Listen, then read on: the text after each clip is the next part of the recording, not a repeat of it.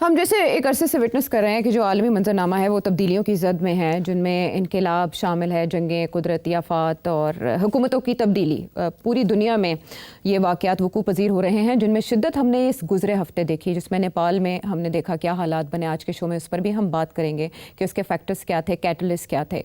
लेकिन जो सूरत हाल इस वक्त मशरक़ वस्ता में है, इसराइल ने जो आलमी सतह पर गदर मचा रखा है, कतर में उसने एक ऐसा अटैक किया जिसने पीस टॉक्स को, जो हमास, अमेरिका और इसराइल के दरमियान जारी थी, उनको तो सबोताज कर दिया, उनके फ्यूचर पर सवालिया निशान लगा दिया। लेकिन इसके साथ साथ जो अमेरिकी सिक्योरिटी गारंटीज़ हैं फॉर कतर, उनको भी क्वेश्चन कर दिया, और जो प्रेस्टीज है कतर की, उसको भी दाव पर लगा दिया। अब हम देख रहे हैं कि जो मुस्लिम ममालिक हैं या अरब कंट्रीज़ हैं वो कतर की जानिब रमादवा हैं, जहाँ गल्फ़ कंट्रीज़, इस्लामिक कंट्रीज़ का एक इजलास तलब कर लिया गया है, जो इतवार को, पीर को होगा, और उसमें देखा जाएगा, नापा तोला जाएगा कि रिस्पॉन्स क्या हो सकता है। सिटी साहब, रिस्पॉन्स के हवाले से तो बात आप करेंगे, लेकिन मिस्र ने पिछले 2 हफ्तों से जो हमास की लीडरशिप थी उसको वार्न कर दिया था कि आपको खतरात हो सकते हैं बैरून मुल्क, अगर आप खुसूसन लबनान में मौजूद होंगे या तुर्की में आपको टारगेट किया जा सकता है। बट किसी को भी ये अंदाज़ा नहीं था कि कतर जैसे मुल्क को निशाना बना सकता है इसराइल, वो भी इतने धड़ल्ले से। आपके लिए भी ये शौक था जब ये अटैक हुआ? हाँ, ये it's a very interesting question. बहुत से लोगों को ये सवाल पूछा गया है ऑन इंटरनेशनल फोरम्स कि भाई were you shocked, were you surprised. पर इंटरेस्टिंग बात यह है कि lot of people, international experts, majority कहते हैं हाँ we were shocked, we were surprised, और फिर उसके बाद कंडेम करते हैं। अच्छा, मेरा मौकफ ये था कि अच्छा, और डिटेल्स क्या हैं? That was my response. So I was not shocked, अच्छा। Surprised maybe. अब आप पूछ सकते हैं कि why was I not shocked. I tell you why I was not shocked. ये जब से ये बात शुरू हुई है ना कि इंटरनेशनल रूल्स बेस्ड ऑर्डर अब खत्म हो रहा है, वो इरोड हो चुका है। जिन लोगों ने ये रूल्स बनाए थे उन्होंने ही ये रूल्स तोड़ने शुरू कर दिए, और अब मल्टीपोलर वर्ल्ड बनने जा रहा है।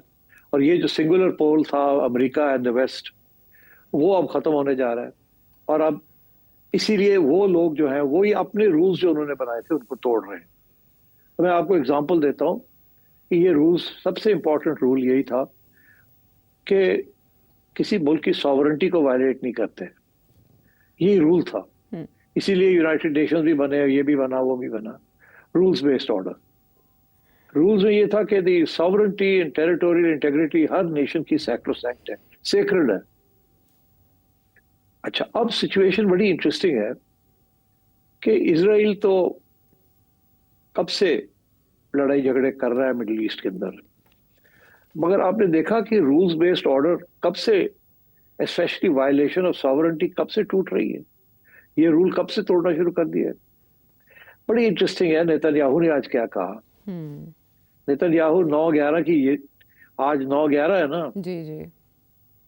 को मतलब है कि आ, तो उसने याद दिलाया कि अमेरिका के ऊपर जब हमला हुआ था, वर्ल्ड ट्रेड सेंटर के ऊपर, तो अमेरिका ने सिर्फ ये नहीं कि कहीं सिलेक्टिवली टारगेट किया था उनको, जिन लोगों ने उनका ख्याल तक किया है, एविडेंस तो कोई नहीं थी, मगर अमेरिका ने पूरे अफगानिस्तान के ऊपर जाके हमला कर दिया था। तो that was the first big violation of the rules based order. 2001 से फिर वहां 2001, उसके बाद आपने देखा कि किस किस ने रूल्स बेस्ड ऑर्डर जो है उसको वायलेट किया है। आपने देखा कि इंडिया ने भी वायलेट किया है रूल्स बेस्ड ऑर्डर। जब इंडिया ने पहले कार्रवाई की थी, so called strategic strikes, Kashmir में जाके इन्होंने सो कॉल्ड टेररिस्ट हाइडआउट्स के ऊपर बमबारी की थी, तो वो भी तो उन्होंने वायलेट की थी ना, पाकिस्तान टेरिटोरियल इंटेग्रिटी। तो वो भी एक केस था आपके पहले। वो और बात है कि पाकिस्तान ने फिर बराबरी का हमला वापस किया और वो पीछे हट गए। अभी फिर हाल ही में इंडिया ने फिर किया रूल्स को तोड़ के, और फिर पाकिस्तान ने काउंटर किया उसको। अब इसराइल ने ये कर दिया है, और सिर्फ इसराइल ने ये कतर के ऊपर नहीं किया। इजराइल ने तो पिछले चंद हफ्तों के अंदर अंदर ही 7 डिफरेंट ममालिक के ऊपर हमला किया। जी। इजराइल ने ईरान के ऊपर किया, इजराइल ने सीरिया के ऊपर किया, जी। इजराइल ने लेबनान के ऊपर किया अभी, और इजराइल ने यमन में भी किया। ट्यूनिस। इजराइल ने अभी आके वो जो फ्लोटिला आई हुई है कि जी 50 जहाज आए हुए हैं जो कि सीज ऑफ गाजा को तोड़ने के लिए आए हुए हैं, वो अभी उन्होंने डॉक किया हुआ था ट्यूनिस में, तो वहां जाके इन्होंने उनके ऊपर ड्रोन्स के जरिए 2 दफा अटैक किया। तो इन्होंने तो छोड़ा नहीं किसी को। अब ये कतर के ऊपर ये करना उनके पॉइंट ऑफ व्यू से, और ग्लोबल जिस तरीके से वेस्टर्न इंपीरियलिस्ट कंट्रीज जो कुछ कर रही हैं ना, आप तो आई was not shocked. But of course एक चीज जिसपे पहले शक था वो अब कंफर्म हो गई है। शक ये था कि क्या कोई जेन्युइनली कोई सीज फायर की तरफ पैलेस्टाइन के अंदर ये जो जेनोसाइड हो रही है इसको रोका जाएगा? क्या अमेरिका जेन्युइनली इंटरेस्टेड है इसको रोकने में या नहीं है? क्योंकि इसराइल तो नहीं है, इसराइल तो ऑक्यूपेशन करना चाह रहा है। वो तो 1.2 मिलियन जो वहां रह गए हैं पैलेस्टीनियन, उनको भी निकालना चाह रहा है। और एज वी स्पीक वहां वो बम फेंक रहा है जी। और पैलेस्टीनियंस को लीफलेट्स ड्रॉप कर रहा है कि निकलो यहां से, नहीं तो मारे जाओगे। तो इसराइल का तो ऑब्जेक्टिव बड़ा क्लियर है, मगर अमेरिका का जो था वो थोड़ी सी कंफ्यूजन थी। अब देखिए ये कंफ्यूजन कहां शुरू हुई और अब आपके कहां खड़ी हुई है इस वक्त। जब इसराइल ने ईरान को अटैक किया तो उस वक्त भी ईरान और अमेरिका अपनी नेगोशिएशन की बात कर रहे थे ऑन द न्यूक्लियर डील जी। और उसकी बातें हो रही थी, और इसराइल ने अटैक कर दिया ईरान को। और पता ये चला बाद में कि अमेरिकन फुल सपोर्ट थी, जी।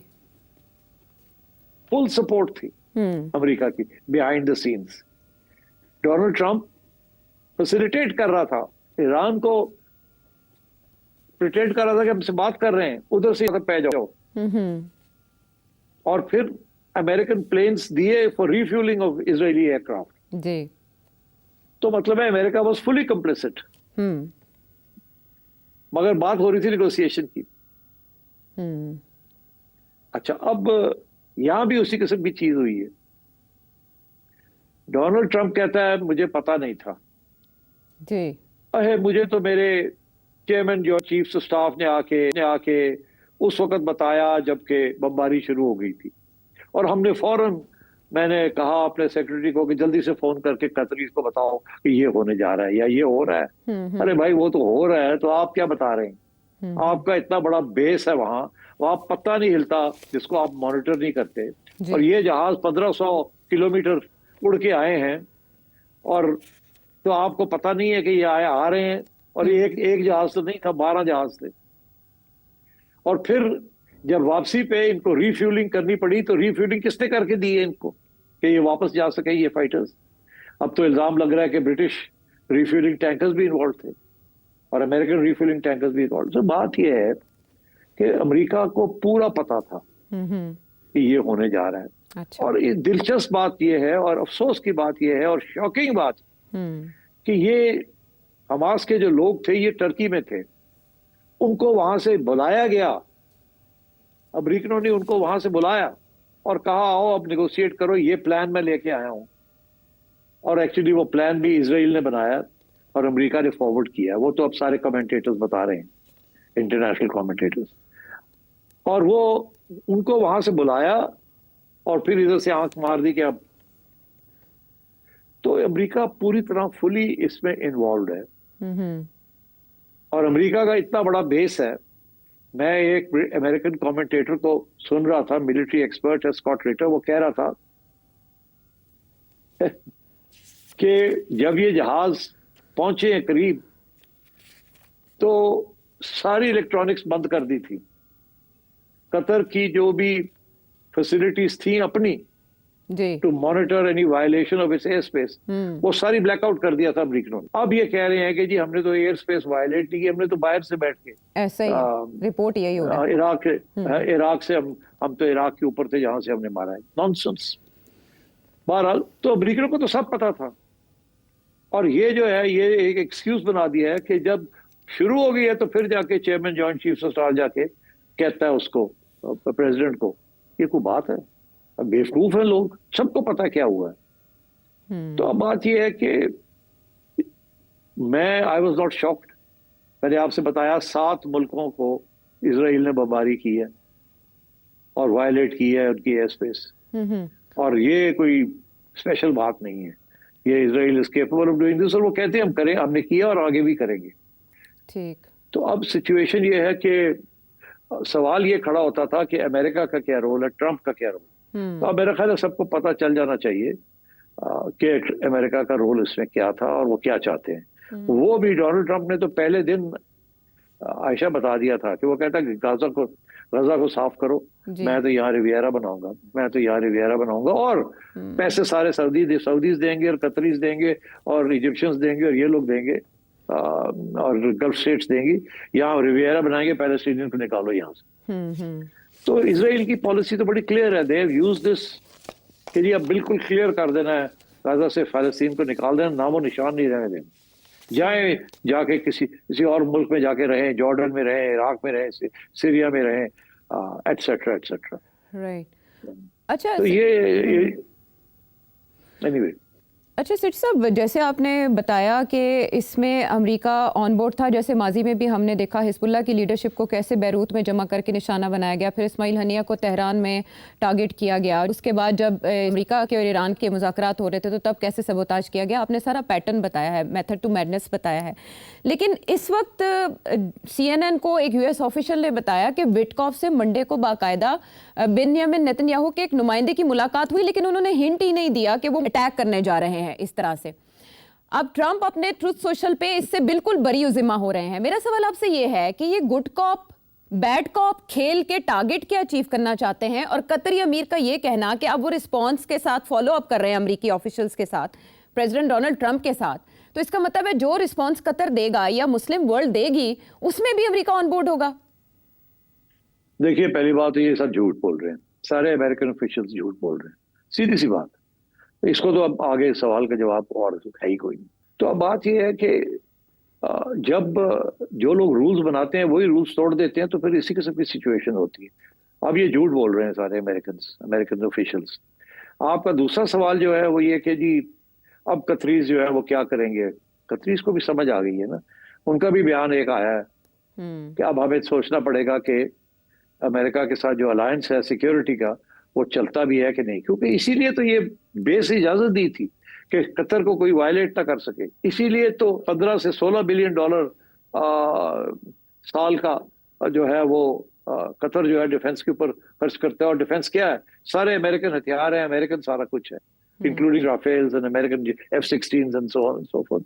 तो ये तो सारी बिजनेस अमेरिका को देता है कतर। और कतर ने अभी 600 मिलियन डॉलर्स की कमिटमेंट की है डोनाल्ड ट्रंप को कि जी हम आके इन्वेस्ट करेंगे। ट्रंप को उन्होंने इन्वेस्टर्स वादा किया है कि जी हम आपके यहाँ अमेरिका में आके आपको सपोर्ट करेंगे। भी जो ट्रंप होके गया उसको एक 400 मिलियन डॉलर का जहाज भी पकड़ा दिया है। ये है कतर का हाल। तो ये अरबों का तो ये हाल है।